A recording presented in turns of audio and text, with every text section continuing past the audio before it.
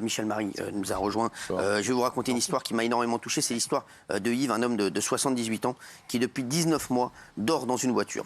Victime d'une terrible injustice, il a été expulsé de sa propre maison par son propre fils alors qu'il l'hébergeait gracieusement.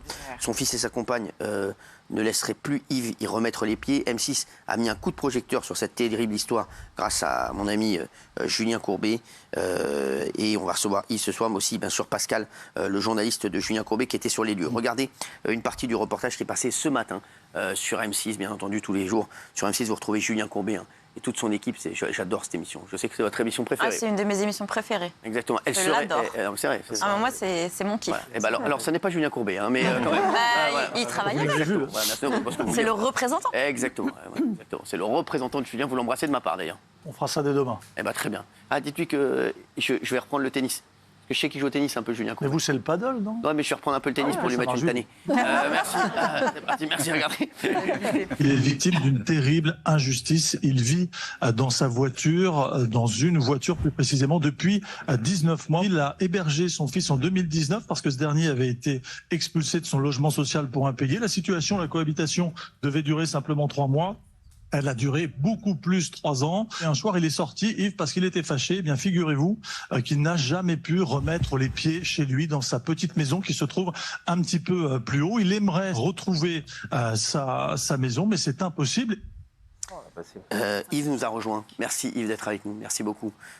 Yves, c'est un truc de fou. Pascal, avant que je demande à Yves voilà, sa réaction, juste, est-ce que vous pouvez nous raconter cette histoire pour nos téléspectateurs, parce qu'elle est folle? Ouais, elle est complètement folle. Bonsoir à tous. Yves a contacté la rédaction et je crois directement Julien Courbet en lui envoyant une lettre manuscrite parce qu'évidemment, il n'a pas l'ordinateur dans sa voiture dans laquelle il vit depuis 19 mois. Et en fait, c'est assez rapide à vous expliquer. Il l'a accueilli gentiment, parce que vous allez l'entendre, il est très sympathique. Il a accueilli son fils en 2019 chez lui. Ça devait être provisoire, une cohabitation de 3 petits mois, parce que son fils, sa compagne et ses 2 enfants ont été expulsés de leur logement social pour impayé.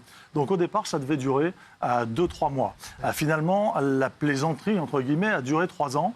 Et un soir, vous vous embrouillez avec votre fils et vous prenez l'air parce que vous voulez vous détendre. Et quelques minutes plus tard, lorsqu'il va revenir chez lui, dans sa maison, il va trouver porte close.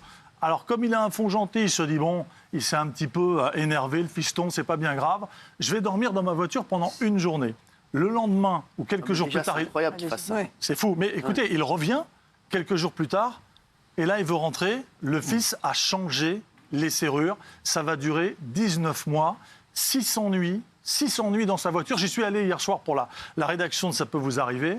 Et j'hallucinais parce que je me dis, c'est pas possible de s'ennuyer dans sa voiture. Des odeurs terribles de moisissure, il faisait froid. Et j'ai une anecdote terrible, il me disait tout à l'heure dans la loge, on a eu le temps d'échanger encore une fois, les gendarmes du village passaient cet hiver parce qu'il faisait moins 10 dans la voiture, ils toquaient à ma porte pour savoir si j'étais en vie. C'est terrible. Alors, merci Yves d'être avec nous. Mais je ne comprends pas. Votre fils, il vient de le dire, donc c'était quoi la dispute avec votre fils pour que ça prenne des proportions énormes comme ça? Banal, parce que il voulait tout diriger, et puis moi je dis non, t'es chez moi, c'est tout. Hein. Tu t'as pas, parce qu'au début, quand ils sont arrivés, il n'avait pas de travail. Donc j'ai nourri pendant un certain temps en tout, il y avait quand même 6 personnes à la maison. 6 personnes à la maison, ouais. Je peux vous dire que. Hein, non, mais au début, vous voulez faire plaisir oui, pour rendre service, c'est tout. Mais comment un fils, excusez-moi, mais pour moi, c'est plus mon fils. Hein. Bah oui, mais il n'existe plus. Franchement, mais vous aviez de bons rapports avec lui avant? Avant, j'étais moyen. Mais bon, vous l'avez quand même accueilli chez vous, parce qu'il vous a fait de la peine. Bah oui, parce que moi, c'est pour les enfants que je l'ai pris. Hein. Bien sûr. Parce que les enfants, il y avait l'assistance sociale qui était là, qui dit, si vous ne les prenez pas, moi, je les emmène. Et quand vous le voyez sortir, vous ne l'interpellez pas, il sort bien de chez lui. Parfois, il sort bien de chez vous. De chez lui. Ah, mais il ne me cause pas. Hein. De chez vous. Il ne me cause pas. Hein. Quoi, il passe, il vous parle même pas? Ah non, il ne me cause pas, il m'ignore totalement. Hein. Aussi bien lui que elle. Et sa compagne aussi? Ah, c'est pareil, c'est encore pire. C'est quoi ces gens? Et les enfants, ils ont quel âge? Les enfants, il y a ma petite fille qui a 20 ans et l'autre, il a 17 ans. Mais quand, et eux, vous les voyez quand même, ils sont... Et il y en avait un troisième, mais l'autre, on l'a retiré. Ah ouais. Mais et les petits-enfants, ils disent quoi? Ah ben ma petite fille, elle se dispute souvent avec son père. Hein. Ah oui. Elle lui dit quoi? Elle lui dit c'est quoi? Parce que dernièrement, il y a eu encore une affaire que il lui a dit si tu continues à m'emmerder, si je dois le dire, je te fous dehors. Elle lui dit attention, je ne suis pas chez toi, je suis chez mon grand-père. Alors regardez les images que Pascal a faites des conditions de vie d'Yves dans sa voiture. Regardez, c'est déplorable. Regardez, c'est ça.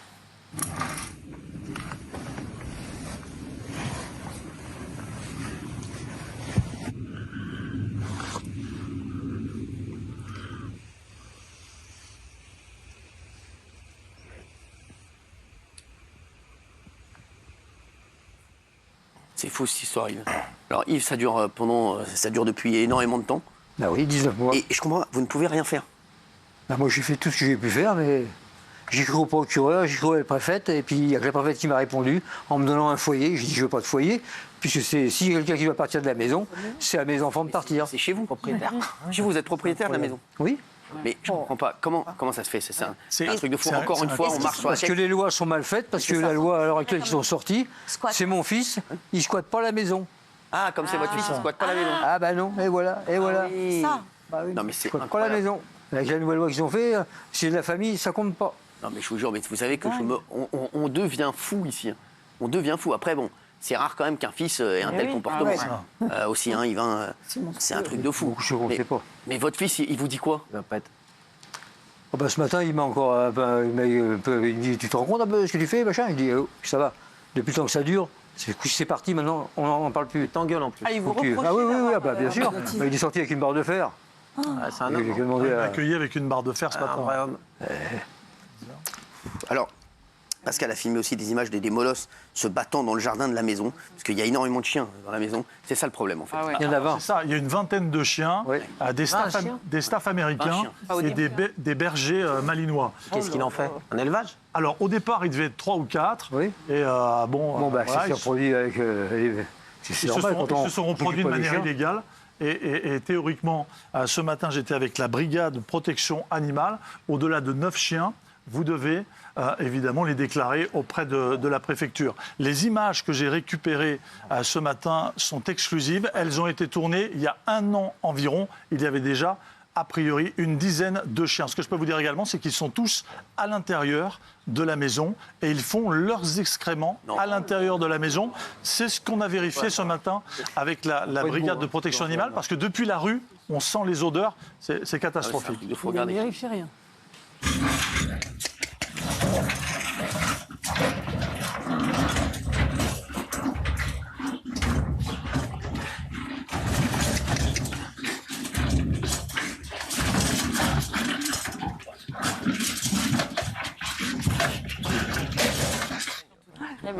Ouais, il saigne. Vous avez flouté, moi j'ai vu les images. Parce qu'il y a du sang. Parce qu'il y a du sang. Et moi, je vous ai envoyé les images non floutées, c'est terrible. On ne peut pas regarder plus de 2 secondes. C'est fou. Alors, Yves, là, aujourd'hui, c'est que vous faites quoi, alors, aujourd'hui? C'est quoi la solution? La solution, j'espère qu'on va en trouver une. Maintenant, je ne sais pas. Hein. Il n'y avait aucune solution juridique, en tout cas. Ah bah non, hein. La preuve. Même le procureur m'a même pas répondu. Oui. Il a une secrétaire, hein. Il peut faire répondre par une secrétaire quand même. Non, mais là, c'est un problème insoluble. Aucun des deux travaille. Il ne travaille pas, votre fils, ni lui, ni sa femme. Il ne travaille pas, si? Il travaille? Si, il travaille, mon fils. Il travaille. Ils ont un boulot. Ils ont des Elle ne revenus. travaille pas, elle est handicapée, elle est encore sous tutelle. En plus, elle est sous tutelle. Yves, Tutelle, s'occupe. vous continuez à payer les factures, c'est ça, les factures d'eau, bah, et vous ne voulez pas arrêter parce qu'il y a vos petits-enfants, c'est ça? Non, c'est pas, oui, il y a ça, mais il y a une chose, c'est que moi, j'ai un ancien avocat qui est en retraite, il m'a dit, surtout ne lui donne pas tous les droits, parce qu'après, il sera chez lui. Ah oui. Ah oui, c'est ça. oui, Ah, il a raison, c'est pour ça que vous continuez à payer. Exactement. Il a raison, parce que s'il ne paye plus l'eau, etc., à son nom, il a raison, c'est chez lui après, bien sûr. Absolument. Eh ouais, donc il est obligé, c'est un cercle vicieux. Ouais. C'est vraiment, c'est un truc de fou. Il a après, complètement non, raison, tu peux abandonner ton- Yves. Mais votre avocat, il vous a dit, juridiquement, il n'y a rien à faire. Il n'y a aucun recours. Non, avec la nouvelle loi qu'il a dit, il est considéré comme, non pas comme squatteur, puisque c'est mon fils, il n'est pas squatteur. Mais même s'il a changé les serrures et qu'il vous empêche de rentrer? Oui, il a même mis des caméras, il a même mis un code pour rentrer dans la maison maintenant. Bah, pourquoi pas? Pourquoi pas? Alors, Même lui, il doit se regarder dans une glace quand même. j'ai des amis qui me proposent de vous aider, mais c'est pas la solution. Je vais le dire, arrêtez de m'envoyer des SMS. Non, mais c'est vrai. Bah, pardon, mais là, c'est clairement la solution. Hein. Oui, mais oui. Non, c'est à pas la l'État solution, c'est à pas l'État la de le solution. faire. C'est à l'État de on le lui faire. rend Ils sa ne le maison. font jamais. Après, non, mais voilà, parce que Faut que la c'est préfète pas la solution, voilà, parce que après, voilà. Voilà, Tu laisses pas dormir un mec 78 ans, un homme dormir dans sa voiture. Non, mais c'est incroyable. Yves, aujourd'hui, je sais que vous avez essayé de l'aider un petit peu. Ouais, on a trouvé des solutions. Alors, une solution provisoire aujourd'hui, avant de trouver une solution plus pérenne. La rédaction d'RTL et M6 s'est mobilisée. Olivier Dauvert a été exceptionnel. Il était ému aux larmes ce matin. Olivier, oui. Donc, ce soir et toute cette semaine, Yves va dormir à l'hôtel à Beauvais. Et puis, on a une très bonne nouvelle. Alors, c'est pas pour se lancer des lauriers, mais vous savez qu'il y a des négociateurs, des enquêteurs dans l'émission. Et l'un des négociateurs, Hervé Pouchol, m'a envoyé un message cet après-midi dans lequel il m'explique que votre fils va vous laisser la maison ce week-end. Ce qu'il faut vous dire, ce qui s'est passé aujourd'hui, c'est que votre fils a été contacté par son employeur qui a vu l'émission et qui l'aurait, je mets des guillemets, menacé. Voilà. C'est pas bien ce que tu fais à ton papa, donc laisse la maison. Donc ça devrait a priori se décanter. En attendant, il y a une solution provisoire à l'hôtel d'une quinzaine de jours. Et puis la ville également va faire le nécessaire. Alors, Yves, sachez-le, on va aussi, je sais qu'ils ont fait un geste, bien sûr, Julien et des équipes d'M6, on va faire aussi un geste, hein, bien entendu, on ne vous laissera pas dans la voiture tant que ce ne sera pas réglé. Mais en tout cas, voilà, on va aussi prendre en charge l'hôtel ensuite après nos amis, hein, pour que vous soyez quand même à l'hôtel, parce que vous n'allez pas rester comme ça dans la rue.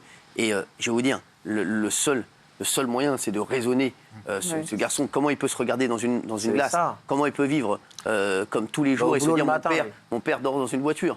Je suis désolé. Là, pour moi, y a pas, si la justice ne peut rien faire, et je suis désolé, c'est à lui de se dire, franchement, comment il peut vivre, comment il peut se dire, c'est pas, c'est horrible.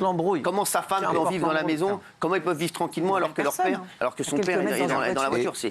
Franchement, à un moment, il faut qu'ils se disent, j'ai envie d'être un homme.